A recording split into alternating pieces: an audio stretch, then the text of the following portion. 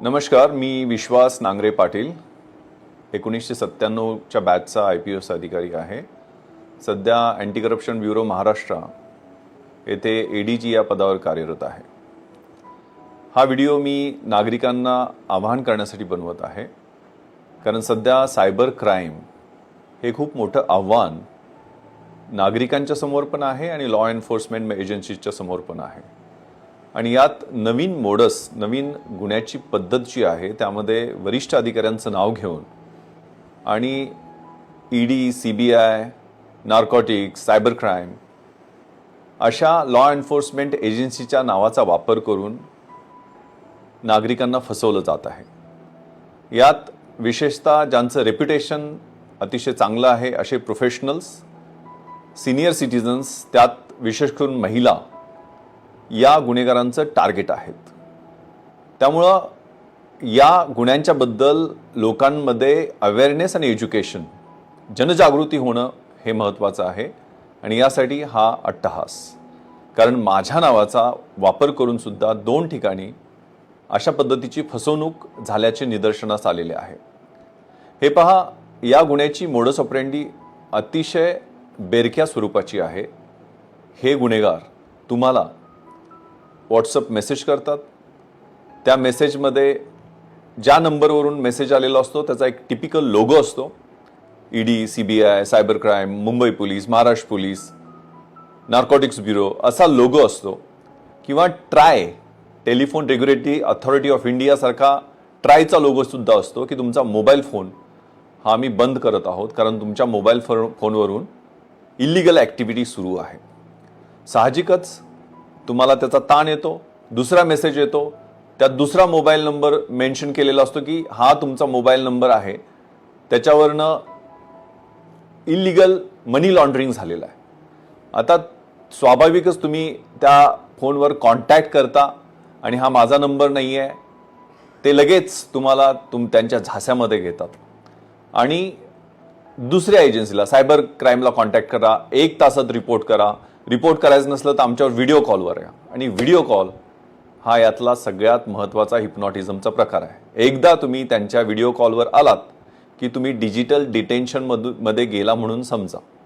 ते हिप्नोटाईज केल्यासारखे तुम्हाला सांगतात की तुमचे हे आधार कार्ड आहे, नंबर आहे, तुमचे KYCचे हे डिटेल्स आहेत, तुमच्या नावावरती 4-5 बँकेचे अकाउंट वेगवेगळ्या ठिकाणी खोललेले आहेत, त्याच्यावरनं मनी लॉन्ड्रिंग झालेलं आहे, मोठमोठ्या अंडरवर्ल्डच्या ट्रान्झॅक्शन्समध्ये तुमचा हात आहे.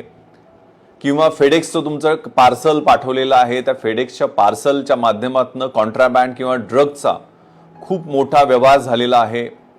तुम्ही एखाद्या सेक्स्टॉर्शन रॅकेटमध्ये आहात, तुमच्या नावावरनं चाइल्ड पोर्नोग्राफी या फोन नंबरवरनं 20 लोकांना गेलेली आहे, त्यांनी तुमच्या विरुद्ध कंप्लेंट दाखल केलेली आहे.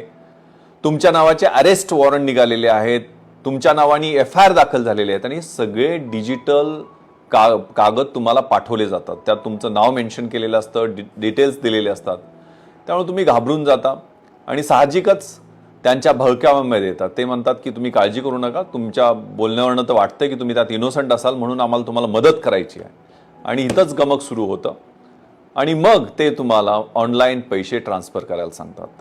हे एकदा ते तुम्हाला व्हिडिओ कॉलवर तुम्ही आलात की तुम्हाला आयसोलेट करतात, थ्रेटन करायला सुरुवात करतात, इंटिमिडेट करायला सुरुवात करतात. ते सांगतात की तुम्ही तुमच्या घरच्यांनाही कळवू देऊ नका. तुम्ही आयसोलेट कसे व्हाल, वेगळे कसे व्हाल याच्याकडे त्यांचा भर असतो. म्हणजे तुमच्या सगळ्या मुवमेंट, तुमचे लोकेशन्स हे कसे चालले त्याच्यावर त्याची ऑब्झर्वेशन 2 दिवस 3 दिवस ही प्रक्रिया चालू असते. काही तास पण ही प्रक्रिया सुरू असते आणि त्यामध्ये मग ते तुम्हाला ऑनलाईन पैसे ट्रान्सफर करण्यासाठी उद्युक्त करतात. तुमचे जर FDs असतील त्या मोडायला लावतात, तुमचे म्युच्युअल फंड्स किंवा शेअर्स असतील ते लिक्विडिफाय करायला लावतात, किंवा तुमच्या म्हाताऱ्या आईवडिलांचे पैसे असतील ते ट्रान्सफर करून घ्यायला लावतात. आणि ते सगळे पैसे फंड लिगलायझेशन प्रोसेशन, म्हणजे बऱ्याचदा RBIचं एक खोटं असं अकाउंट तयार केलं असं दाखवतात आणि ते अकाउंट कुणाच तरी असतं दुसऱ्याचं, त्याच्यावरती ते पैसे पाठवायला सांगतात. ते पैसे टप्प्याने दुसऱ्या अकाउंटवर जातं आणि ही फसवणुकीची प्रक्रिया चालू असते. यामध्ये अगदी युनिफॉर्म घातलेले तुम्हाला पोलीस ऑफिसर्स दिसतील, तुम्हाला अगदी ऑफिस असं दिसेल, प्रोफॅनिटी किंवा ॲग्रेसिव्ह डिमेनियर जसं सिनेमामध्ये असतं तशा पद्धतीची त्यांची प्रक्रिया असते. हे डिटेल्स तुम्हाला दाखवतात ते ऑफिससारखे असतात. त्यामुळं तुम्ही स्वाभाविक या जाळ्यात ओढले जाता. त्यामुळे कृपया अशा व्हिडिओ कॉल्सना किंवा अशा पद्धतीच्या फोन कॉल्सना बळी पडू नका. एक तर असा फोन तुम्ही चुकून उचलला आणि त्याच्यावर कॉन्व्हर्सेशन सुरू केलं तर घाबरून जाऊ नका. बी कूल, काम. अशा फोनच्या बद्दल तुम्हाला जर आपल्या घरच्यांना त्वरित माहिती देणं अतिशय महत्त्वाचं आहे. आपल्या नातेवाईकांना, एखादा आपला रिटायर्ड पोलीस ऑफिशियल कोणी ओळखीचा असेल, लॉयर ओळखीचा असेल किंवा एखादा सुशिक्षित चांगला व्यक्ती ओळखीचा असेल त्याच्याशी संपर्क करा. त्याचे डिटेल्स द्या. ज्या ऑफिसमधनं फोन आलेला आहे त्या ऑफिसला संपर्क करण्याचा प्रयत्न करा. आणि मोस्ट इम्पॉर्टंटली जवळच्या पोलीस स्टेशनला याबद्दल इन्फॉर्म करा. आणि जर तुम्ही हे पैसे ट्रान्सफर केले तर कृपया 1930 या सायबर हेल्पलाईनला कळवा.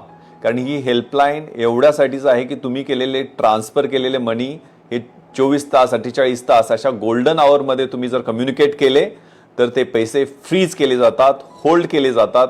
इवन त्या अकाउंटवरनं दुसऱ्या अकाउंटवर ज्यावेळेला अनेक अकाउंटवर हे ट्रान्सफर प्रोसेस सुरू असते, नंतर बाहेरच्या देशात सुद्धा हे पैसे जातात. त्यामुळे जोपर्यंत ते अकाउंटमधनं दुसऱ्या बँकेच्या अकाउंटवर जात आहेत, कारण हे 1930 ही हेल्पलाईन जी आहे ती सायबर पोलीस आणि बँकेच्या ऑफिशियल्सच्या कोऑर्डिनेशनमध्ये चालत असते. त्यामुळे पैसे फ्रीज करण्यासाठी यातून प्रयत्न होतात आणि अनेकदा ते यशस्वी होतात. आणि कृपया national cyber crime reporting portal आहे त्याच्यावरती रिपोर्ट करा. प्रत्येक पोलीस स्टेशनमध्ये सायबर सेल आता सुरू करण्यात आलेले आहेत. मेट्रोजमध्ये सायबर पोलीस स्टेशन डेडिकेटेड सुरू केलेले आहेत. मुंबईमध्ये 6 सायबर पोलीस स्टेशन आहेत. ग्रामीण भागामध्ये डिस्ट्रिक्ट हेडक्वार्टरला सायबर पोलीस स्टेशन आहे. तिथं जाऊन FIR द्या. पोलीस स्टेशनमध्ये सुद्धा जाऊन FIR द्या. तुम्हाला FIR देता येते, ती घेणं हे पोलिसांचं कर्तव्य आहे. कृपया अशा फसवणुकीला बळी पडू नका. तुमच्या आयुष्याची सगळी कमाईची पुंजी जी आहे ती क्षणातच लुटली जाऊ शकते आणि अनेक पोलीस अधिकाऱ्यांचे नावं वापरले जातात. कृपया हे ध्यानात घ्या, कुठलाही पोलीस अधिकारी व्हिडिओ कॉलमध्ये तुम्हाला इंटरॉगेशन करत नाही. तुम्हाला कुठल्याही पद्धतीचं डिजिटल डिटेन्शन केलं जात नाही. तुम्हाला असे अरेस्ट वॉरंट व्हिडिओ कॉल किंवा व्हॉट्सअपच्या माध्यमातून पाठवता येत नाही. ते ऑफिशियल पोस्ट ऑफिसनी किंवा मग पर्सनली समन्स किंवा वॉरंट्स घेऊन कॉन्स्टेबल येतो त्यांनी ते पाठवले जातात. त्यामुळे कुठलेही पोलीस अधिकारी व्हिडिओ कॉल करत नाहीत. कृपया अशा पद्धतीच्या फसवणुकीच्या पद्धतीला बळी पडू नका. धन्यवाद. जय हिंद.